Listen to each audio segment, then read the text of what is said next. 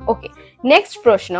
একটা প্রশ্ন দিয়েছিলাম, সেটা হচ্ছে দেখেন, এটা হচ্ছে পি, কিউ আর হচ্ছে আর। পি প্রাণীটির পর্বের বৈশিষ্ট্য ব্যাখ্যা করো, এটা ছিল আমার প্রশ্ন। হ্যাঁ, এখন সেই বুদ্ধিজীবী স্টুডেন্ট কি হচ্ছে অ্যান্সার করেছে। উদ্দীপকের ছক হতে দেখা যায় পি প্রাণীটি হলো স্পঞ্জ। এই প্রাণীটি জীববিজ্ঞানের অনেক গুরুত্বপূর্ণ প্রাণীগুলোর মধ্যে একটি। মহান আল্লাহ তাআলা 18,000 মাখলুকাত তৈরি করেছেন, উক্ত পি প্রাণীটিও তার মধ্যে একটি।